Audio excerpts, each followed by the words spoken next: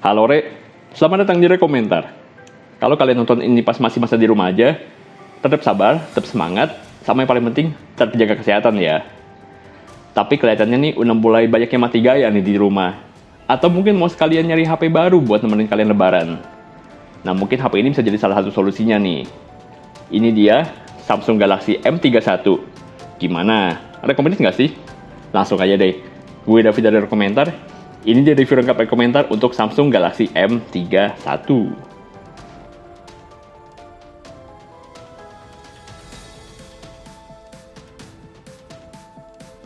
Secara umum, Samsung M31 ini bisa dibilang Samsung M30s yang di-upgrade kamera sama memorinya. Selebihnya sama persis. Spek lumayan buat mid-range, sama baterai segede bagongnya tetap dipertahankan. Sayangnya nih, desain yang terkesan murah menurut kita juga masih ngikut. Padahal harganya nggak bisa dibilang murah loh. Pas video ini dibuat, harganya 4 juta rupiah kembali 1.000 perak. Bayar parkir di Indo April aja nggak bisa itu kembaliannya. Jadi, kalau misalnya kalian sekarang lagi pakai Samsung M30s, terus nanya, Bang, kalau upgrade ke M31 worth it apa enggak? Menurut kita jawabannya sih enggak, karena bedanya nggak jauh. Desain kotaknya biasa banget, putih gini aja. Isinya juga standar banget. Selain HP-nya, cuma ada panduan singkat dan garansi, SIM ejector, sama charger plus kabelnya. Udah, nggak ada casing, dan juga earphone juga nggak ada. Impresi pertama pas pegang HP-nya, kayak HP murah. Terutama dari bahan plastik bodinya yang kopong kayak gini. Untung aja pencet keypadnya nggak keluar ayai little butterfly. Warnanya juga polos-polos aja kayak entry levelnya Samsung. Juga bulutan kameranya tergolong gede banget buat kotaknya yang kecil aja di pojokan. Yang kita suka bagian kameranya rata, jadi nggak goyang-goyang pas dipakai di atas meja. Serta ukurannya yang nggak segede perkiraan kalau ngeliat kapasitas baterainya. Tebelnya 8,9 mm dan lebarnya 75 mm, dengan berat yang nggak sampai 200 gram. Masih masuk akal lah ini. Bagian depannya style 2019 yang pakai model tetesan air begini buat kamera depannya. Dengan bezel bawah yang menurut kita tergolong lebar buat kelas harganya saat ini. Walaupun begitu, layar 6,4 inchinya udah pakai Super AMOLED dengan resolusi Full HD+. Emang sih nggak ada refresh rate tinggi yang emang masih langka di rentang harga ini. Walaupun begitu, layar AMOLED-nya ini tetap jadi nilai plus buat kita. Cuma sensor fingerprint-nya masih di belakang nih, padahal memungkinkan buat di bawah layar. Penghematan sih mungkin.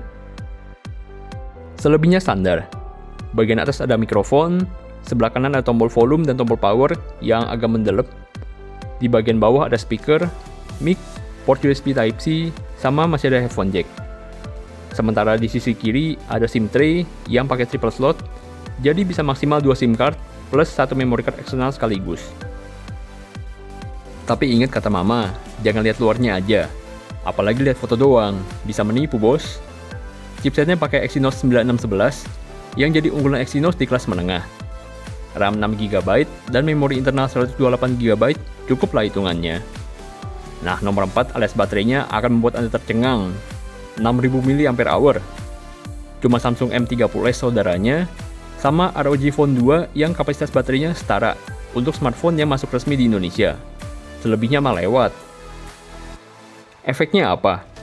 Capek banget coy ngabisin baterainya. Dari hasil tes kita, HP ini tembus 10,5 jam. Yang artinya, kalau kalian pakai HP ini dari penuh buat ngabuburit, pas baterainya habis, kalian bisa lihat Cesar lagi joget-joget di TV buat nemenin sahur. Tapi jangan lupa tarawih ya. Kalau bukannya mah pasti nyadar lah ya, nggak usah diingetin.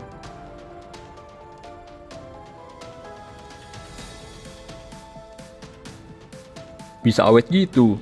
Padahal speknya tergolong lumayan sadis, dan sanggup digas buat main dengan setting tinggi loh. Walaupun hasil benchmarknya bukan yang paling wah.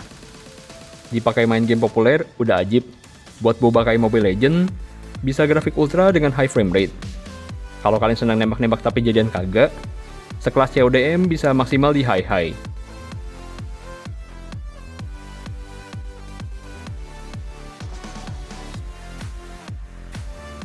Untuk PUBG bisa sampai smooth extreme atau di HDR Ultra. Tapi nggak semulus itu sih dari pengalaman kita. Frame rate ekstrimnya sebagian besar lancar. Tapi 1-2 kali ada sih turun, walaupun jarang.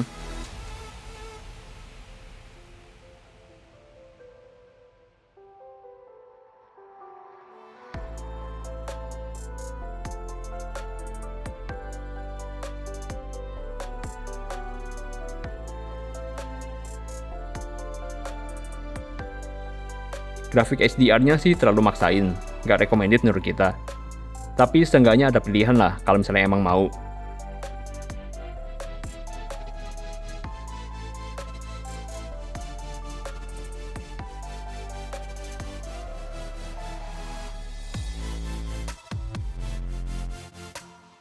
Kalau kalian main game yang keras, kayak Candy Crush, juga lebih bagus dari cukup. Kekurangannya, charger sekecil ini cuma maksimal 15 watt dayanya. Jadi butuh waktu 3 jam buat ngisi dari kosong sampai penuh 100%. Ya, silahkan diisilah dengan hal-hal yang lebih berfaedah daripada nungguin penuh. Soal softwarenya, HP ini pakai One UI 2 yang berbasis Android 10. Kurang lebih kayak gini lah interface-nya. Layar AMOLED-nya bisa bikin warna hitamnya lebih pekat di dark mode, dan juga bisa ada always on display. Sayangnya nih, gak ada NFC di smartphone ini, jadinya kurang smart deh. Fitur lain juga sound settingnya didukung Dolby Atmos, dan bisa atur equalizer kalau colok headphone. Kualitas suaranya menurut kita lumayan oke, baik pakai headset ataupun pakai speakernya, walaupun cuma ada satu speaker di bawah. Kira-kira kayak ginilah hasil suaranya.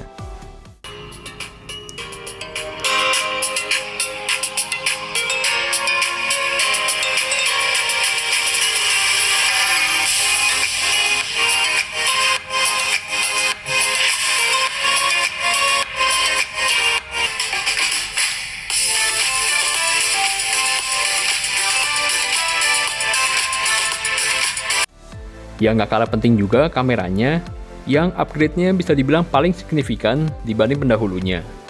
Ya, soalnya emang dikit sih bedanya secara keseluruhan.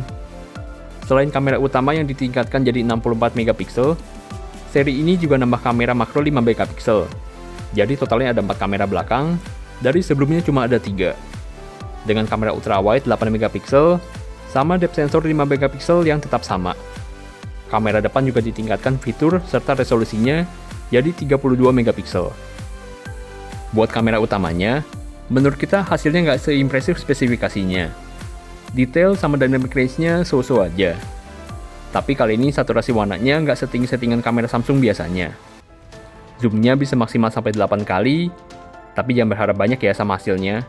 Soalnya nggak ada kamera tele tersendiri. Bisa ambil foto dengan resolusi 64 megapiksel juga, yang detailnya lebih banyak, tapi menurut kita nggak worth it, karena ukuran filenya jauh lebih gede. Walaupun lebih oke sih kalau mau diedit atau buat di zoom. Foto ultrawide-nya juga standar aja, cuman kepake pas cahayanya cukup. Sementara hasil kamera makronya menurut kita malah lumayan. Lebih tajam dibanding pesaingnya yang rata-rata pakai 2 megapiksel aja. Untuk hasil selfie-nya, fokusnya oke. Jadi secara otomatis background-nya bisa kelihatan lebih blur.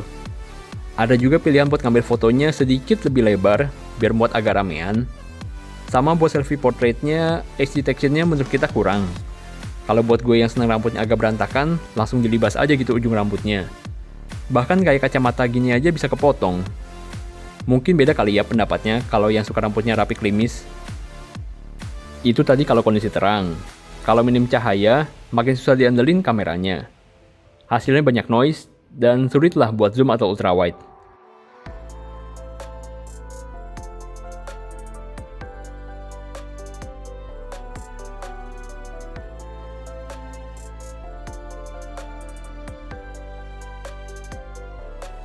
Ada fitur night mode yang bisa dipakai di kamera utama sama kamera depan aja, tanpa bisa di zoom.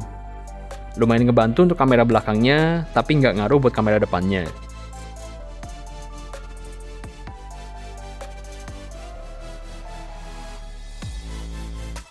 Selfie-nya malah tergolong lumayan, tapi ngapain juga ya selfie gelap-gelapan.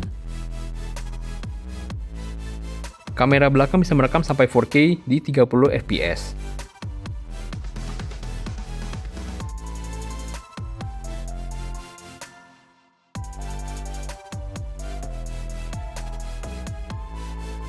Ada juga fitur Super Steady di 1080p yang meminimalisir goyangan kamera. Jadi lagi setengah lari aja bisa kayak gini.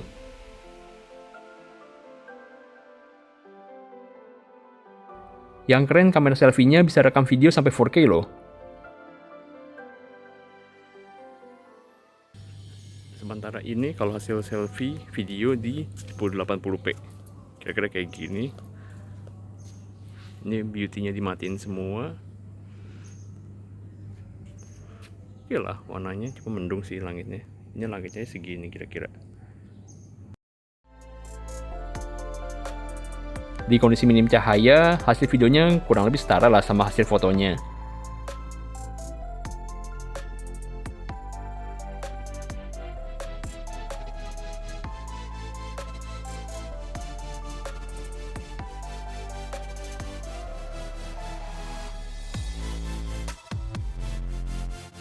Fitur kamera lainnya ada mode Pro, panorama, hyperlapse, serta slow-mo dan super slow-mo. Nah, itu dia tadi Samsung Galaxy M31. Gimana menurut kalian? Kalau menurut kita sih secara umum ya, HP ini bisa dibilang oke lah. Terutama dari baterainya yang emang beneran nyahut banget. Walaupun HP ini nggak bisa dibilang perfect, tapi menurut kita udah cukup banget lah buat smartphone di harga 3-4 jutaan. Misalnya nih, dari performa yang emang bukan paling ngebut, tapi tergolong cukup lah buat dipakai buat harian. Sama kameranya yang juga cukup bagus, walaupun nggak bisa dibilang yang terbaik di kelas harganya. Tapi nih, kekurangannya yang menurut kita kerasa, itu dari sisi desainnya yang menurut kita masih bisa ditingkatin lagi. Sejauh ini sih kita ngerasa cuma ketolong dari layarnya yang udah pakai Super AMOLED. Jadi recommended apa nggak HP ini?